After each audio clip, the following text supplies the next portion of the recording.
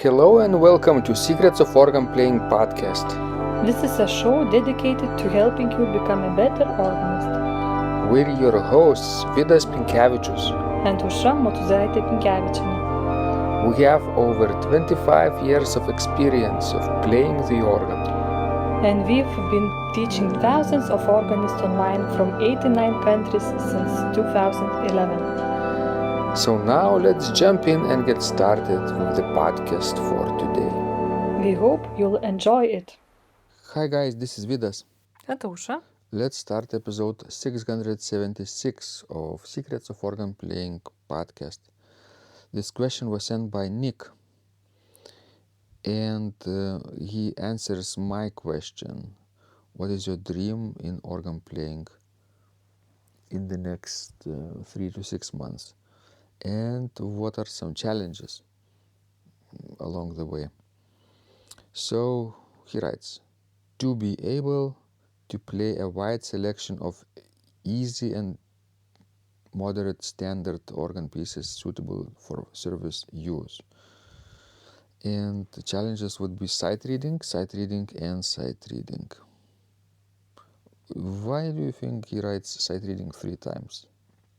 Because it's his main challenge. Oh.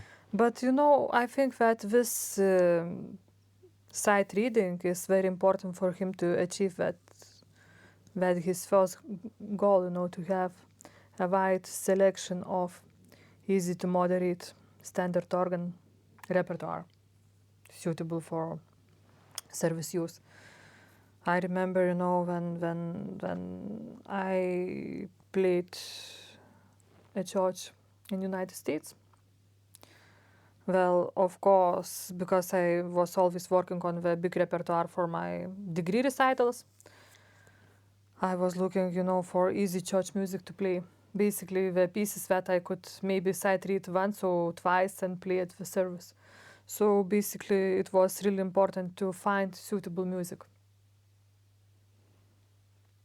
And then, after doing that for a while, the sight reading just became so easy. Mm-hmm. Did you prefer to play sight read for service purposes music of composers who lived in previous periods or contemporary music? Actually, mainly Baroque music, some Romantic music, a little bit of Dupré, but not so much of, living composers. Mm-hmm. Nowadays there are some publishing houses, especially in the United States, which specializes for service music for organists, accessible music basically, accessible maybe quality music too. Yes, but it costs, and at that time I didn't have any extra money, additional money to get new scores, so I just had to pick up something that is, accessible to me. Mm-hmm. So I really loved, Dover's publications because we were cheap and we had a large collection of music. I remember, buying like Pachelbel, and I played it almost the entire collection sight read, for the services. If you had good improvisation skills at that time, would you rather have improvised than sight read? Yes, probably because it's so convenient, when working at church.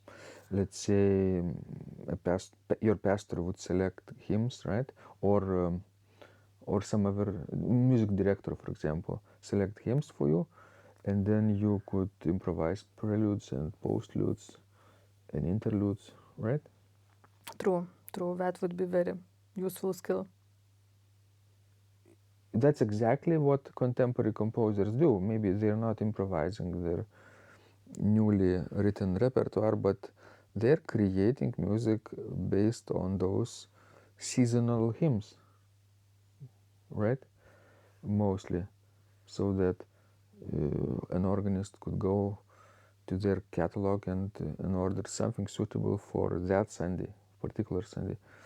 And there are publishing houses like Lawrence or Wayne Leopold editions. I suspect many others too, but those two came to my attention just recently. For example, Wayne Leopold editions have periodical. You can subscribe to how it's called, the organ companion, I think. Yes, organ companion. We have 2 archival issues of this periodical, about 30 pages long, so maybe like 9 or 10 pieces in each issue, issued bi-monthly, every 2 months, for any particular season in that period. And 1/3 of that consists of pieces of Baroque and 17th and 18th century music, 1/3 of Romantic and early 20th century music, and 1/3 of contemporary composers specifically created for that purpose.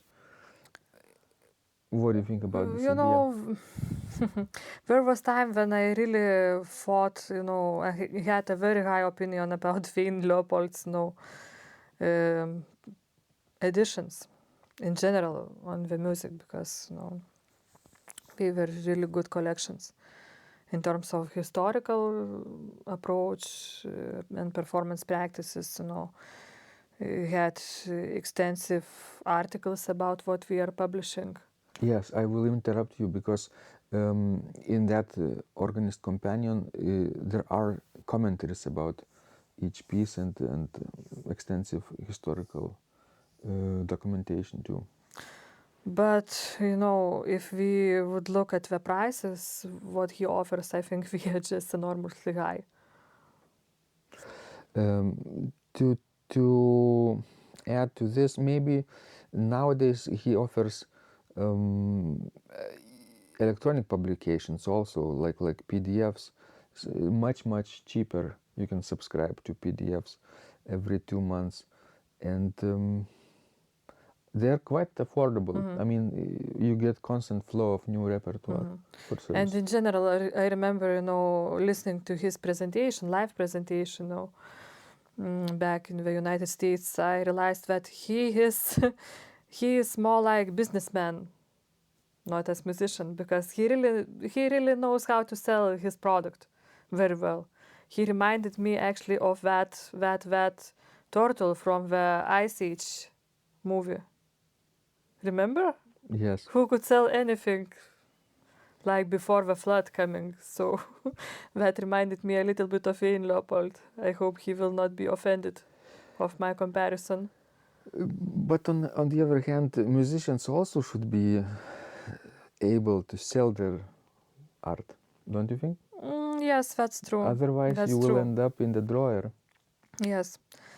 Except that, the auditorium of musicians are never rich, basically. And, your products cannot be Expensive. yeah. But Or so expensive because our income is really low. if you work at a large church, for example, sometimes your employer buys things for you.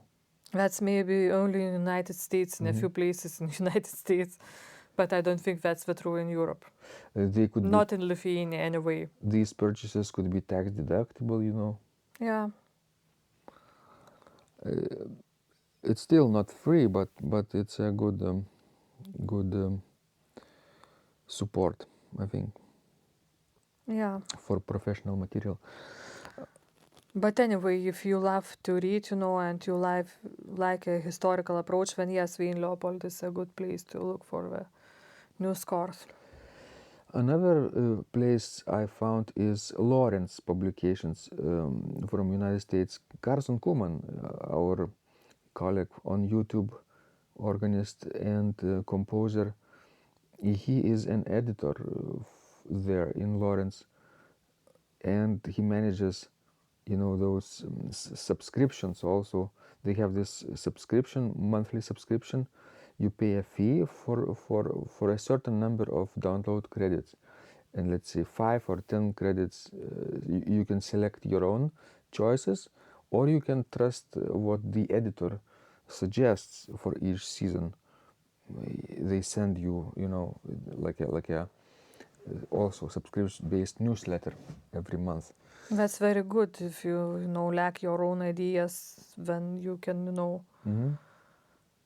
be advised what to do and what to select. It's very handy. And it's very affordable.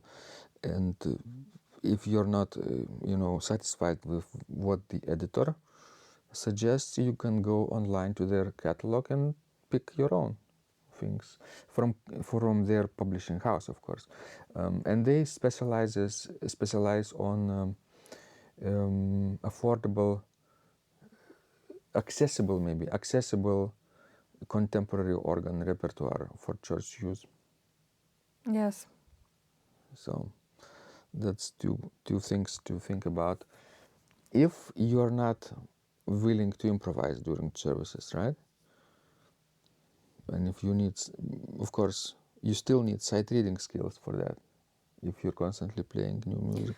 But I think if you are having the church position, like regular church position, I think that sight reading skills will come to you Sooner or later. Sooner or later, yes. Because you will be forced to sight read every day. Maybe you will not have no time to prepare for each service. Then what else you can do? Just sight read. Yes. Excellent. So I hope this was useful to our listeners, these ideas, and please send us more of your questions. We love helping you grow. And remember, when you practice, miracles happen. This podcast is supported by Total Organist, the most comprehensive organ training program online. It has hundreds of courses, coaching, and practice materials for every area of organ playing. Thousands of instructional videos and PDFs. You will not find more value anywhere else online. Total Organist helps you to master any piece, perfect your technique, develop your sight reading skills, and improvise or compose your own music, and much, much more. Sign up and begin your training today at organduo.lt and click on Total Organist. And of course, you will get the first month free too. You can cancel anytime. If you like our organ music, you can also support us on Patreon and get free CDs. Find out more at patreon.com/secrets of organ playing.